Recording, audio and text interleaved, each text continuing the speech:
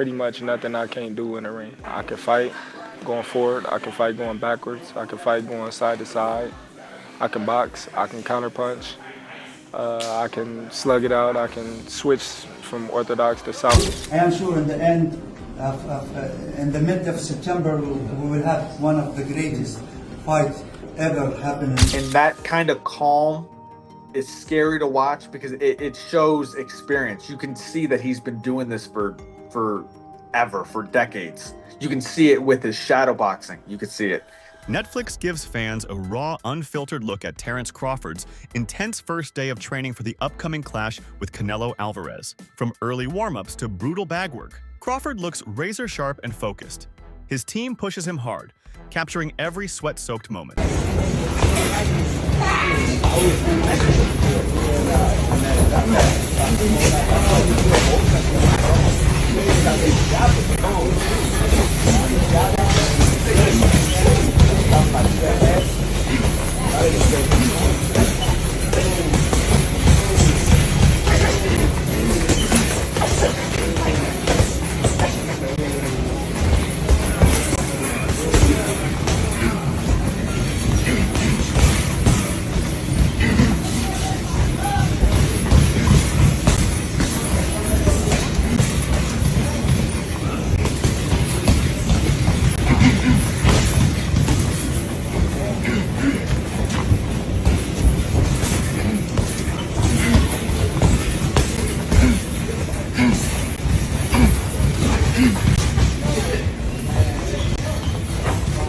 Turki Al-Sheikh, the influential Saudi sports official and entertainment entrepreneur, recently made a striking declaration.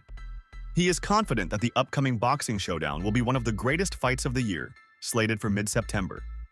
In a viral photo, Al-Sheikh stands between Terence Crawford and Canelo Alvarez, exuding certainty and enthusiasm.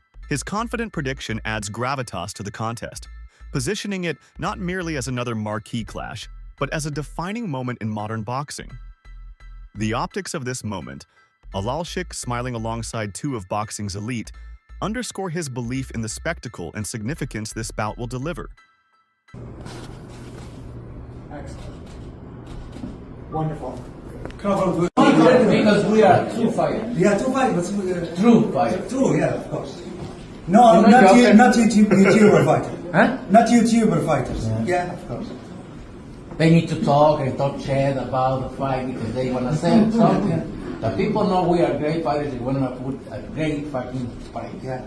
We don't need to talk I shit about am sure in the end in the mid of September we will have one of the greatest fights ever happening in boxing. And I am sure of it. The promotional momentum skyrocketed when it was revealed that the entire fight will be streamed exclusively on Netflix, following the formal signing of a groundbreaking contract. This marks a paradigm shift in fight distribution, a globally accessible entertainment platform delivering a major boxing event directly to subscribers. This arrangement benefits all parties. Viewers gain effortless access, Netflix enhances its live sports portfolio, and promoters secure a vast built-in audience. By eliminating traditional pay-per-view barriers, this model promises greater reach and engagement across demographics, forming a new blueprint for premium boxing content. Canelo Alvarez versus Terence Crawford has a venue and has a streaming platform. The fight will be in Las Vegas and Netflix will be streaming this fight. Now, I have high hopes for Netflix because like we saw Mike Tyson versus Jake Paul, a lot of buffering. I don't think Netflix will make that same mistake again because this is the biggest fight in boxing since Pacquiao and Mayweather. And if Netflix can provide no lagginess, no buffering throughout the whole event, Netflix is going to be very respectable as far as a streaming platform for big events. Like, this is gonna be interesting, but let me know if you guys think that Netflix is gonna be struggling again or they're gonna be prepared this time. Fighters, trainers, and fans alike are setting their sights on Saturday, September 13th in Las Vegas, a city synonymous with legendary boxing nights. This date not only guarantees primetime exposure, but also capitalizes on the city's storied boxing history, world-class venues, and international tourism appeal. Las Vegas provides the perfect stage. From bustling casino resorts to top-tier production infrastructure, it ensures both spectacle and logistical mastery. The choice of date, mid-September Saturday night, further maximizes viewership potential, aligning with global audiences primed for premium weekend entertainment. We've got breaking news out of the world of boxing. Canelo Alvarez will square off against Terence Crawford for the unified super middleweight championship later this year in September. Alvarez, who has 62 wins and 39 knockouts to his name, will have one of the toughest matchups of his career against a 41-0 undefeated Bud Crawford. That fight is set to take place on Saturday, September 13th in the city of Las Vegas. Dana White, the CEO of the UFC and an iconic figure in combat sports, dropped a stunning reveal. He is actively promoting the Crawford vs. Canelo bout. This cross-disciplinary involvement hints at a radical collaboration between boxing and mixed martial arts organizations. White's promotion signals broad industry convergence, unlocking novel marketing avenues, expansive media coverage, and unprecedented cross-fan base engagement. His influence offers access to UFC's robust promotional machinery, injecting fresh energy, format innovation, and promotional muscle into boxing's high-stakes atmosphere. More unrelated to this fight, but Turkey made it seem like you weren't going to be promoting the Terence Crawford-Canelo fight. Is there anything you can kind of clear up on that? He made it feel like I wasn't? Yeah, well, he said that someone else was promoting it. He didn't say no TKO. He just didn't include your name in a tweet, and people kind of freaked out online about like, where'd Dana go? I'm going to tell you what's awesome, man. So there's a lot of fucked up things about boxing, but they don't say shit. I mean, nobody talks. It's the most amazing thing. If we sign a deal, I got to fucking get on my phone quick and go, hey, we just fucking, because 90,000 people will be out there talking about it. These guys don't talk. I'm promoting the fight. Terence Crawford's decorated career stands as a testament to his multidimensional skill set. Rising from humble beginnings, he has gone undefeated across multiple weight divisions, opponents, and fighting styles. Crawford mixes sleek, versatile footwork with explosive counterpunching, jockeying for positioning while maximizing his tactical output.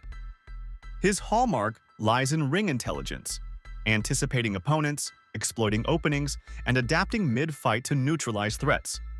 Yet, despite his brilliance, mainstream fans sometimes underrate him, tuning to more aggressive power punchers. Crawford often wins through calculated patience rather than sheer spectacle. This contrast underscores the recurring narrative. His genius is often unsung. Crawford, on the other hand, he has been walking down his fighters, and people don't see that but me. For some reason, when I had that tape, people were screaming cat. And it's like David Ebenezer, Errol Spence, Sean Porter, Gamboa, a meme machine. Even against Madrimov, the way he won the fight was by fighting. It wasn't Floyd Mayweather sticking. This guy has been too athletically gifted, and I mean too strong for his ops. When he's in orthodox, he boxes more. When he switches, he becomes a puncher. And now he's coming out southpaw. He ends you. He is not, you gotta watch him fight. He does do athletic things where his hands and his feet work together, and he catches you for sure. But what he mostly do is he punishes and he bullies his op, because he walks you down and whips your. Renowned analyst Bomac delivered a layered assessment. While Canelo Alvarez is unquestionably elite, powerful, polished, and pound-for-pound exceptional, Bomac contends that Crawford's technical mastery, relative speed, and cerebral ring control hinge that advantage firmly in his favor. Bomac points to Crawford's laser focus, mental readiness, and dedication in the build-up to the fight.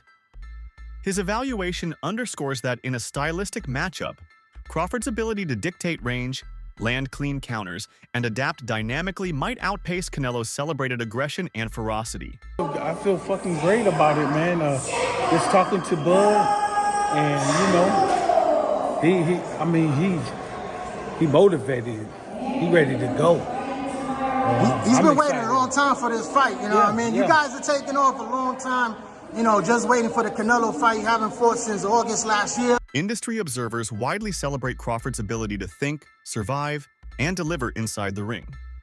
But this fight demands adaptation.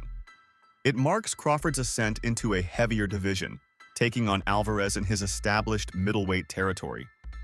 Analyst cautioned that any radical stylistic shift now could compromise performance or unsettle his rhythm. Instead, Crawford is expected to double down on his core virtues: precision, elite counterpunching, and reflective patience as a methodical pathway to navigate Canelo's size and power. By staying entrenched in his comfort zones, Crawford minimizes risk while emphasizing the strengths that carried him here. How is Terence Crawford going to beat Canelo Alvarez? We need to talk about it. When we look at the guys who've had success with Canelo, we'll look at Bivol, we'll look at Golovkin, we'll look at Floyd, and we'll look at Lara. Yes, I'll throw Lara in there, why not? I think all these fights are absolutely irrelevant coming into this bout. Some of them are just dated, or some of these guys' style just cannot apply. For example, a guy in Lara. If Crawford wanted to fight how Lara fought Canelo, he would probably gas out in 7 rounds, or if he made it 12, he just wouldn't get that decision. It's that simple. Let's take a guy in Golovkin. Crawford just simply does not have the punching power, nor do I think he has the gas tank at 68. He's not a good enough puncher to try to fight Canelo like Golovkin. He doesn't have the physical traits, even in the chin department. Then you have Floyd Mayweather. While both can have a bit of similarities, the speed, reflexes, technical prowess, too much from Floyd. I don't think Bud could take much from Floyd's game plan to implement it into his own. Emerging talent and commentator Nico Ali Walsh shared an intriguing perspective. Crawford's recent sparring with heavyweight caliber partners not only tested his chin, but reaffirmed his ability to manage physical strength and mass, qualities fundamental against a naturally larger adversary like Canelo. Through this lens, the matchup becomes a calculated contest of skill meeting size. Walsh's observations suggest Crawford has intentionally prepared to neutralize physical disparity, making ring weight less of an obstacle and turning necessity into a possible advantage. People with Canelo before Canelo's last fight, but then after Canelo's last fight, it seems like it's more 50-50 now. So everything is just the build-up for that fight is just going to be absolutely magnetizing. Like that fight, it's garnered so much more buzz after Canelo's last fight, and Bud is Bud. He's one of the greatest fighters in boxing history. He is one of the greatest fighters in boxing history. So it's going to be a fight because me and Bud are cool, and I have so much belief in Bud. And I know who he is as a fighter. He is one of the greats. So he could do anything, he wants. And being around both of them and seeing how they work and train and things like that, what makes both of them the fighters they are, in your opinion? I've watched Bud. So for Bud in particular, he's calm in everything he does, and that kind of calm is scary to watch because it shows experience. You can see that he's been doing this for decades. You can see it with his shadow boxing. You can see it. So that's what makes him great. Veteran fighter Kell Brook speaks from experience, having shared the ring with both Gennady Golovkin and Terence Crawford. He cautions that Canelo's approach represents an entirely new challenge for Crawford. Brook contrasts Crawford's methodical, speed-based attacks with Canelo's hybrid profile, a compact power puncher with ring IQ, adaptability, and a seasoned ability to adjust mid-round. Brook's analysis emphasizes that the fight isn't about brute strength or flash. It's a strategic chess match where every step, jab, and feint carries meaningful weight. Crawford must combine his agility with mental acuity to overcome this unique opponent. It's a wow fight, you know what I mean? It's two supreme athletes fighting against each other, but you've got to sway towards Canelo. Crawford's gonna have to, move up, and I knew when I boxed Golovkin, there's a big difference, especially with someone that, fighting a middleweight, a mediocre world champion's okay, but when you're fighting someone like, Canelo or Golovkin, it's a different kettle of fish, I have to lean towards Canelo, but, Crawford's very, very, very good. Do you think Crawford's still got the legs? Obviously, he's very much got great IQ in the ring. Do you feel like he's still got the legs to be maybe outmoving Canelo if he needs to? Well, I don't know. I think when we look back at Mayweather when he beat Canelo, he's a mover. Crawford's not really like Mayweather in that aspect. He's more. He kind of sets his feet. And he's just he's cute with how he approaches chucking shots and moving. You know what I mean? I think it's a different fight to Mayweather, and Canelo's obviously a different fighter from when he boxed Mayweather. But like I say, it's one of them what we've got to tune into and watch. Both unbelievable fighters, but I'd have to favour Canelo. Just his size and his experience and just his ring. Legendary broadcaster Jim Lampley recently lent his voice to the narrative, projecting confidence in Canelo's capacity to win this fight. He acknowledges Crawford's elite skill set, yet asserts that Canelo's blend of championship experience, robust physicality, and sheer grit gives him a critical edge.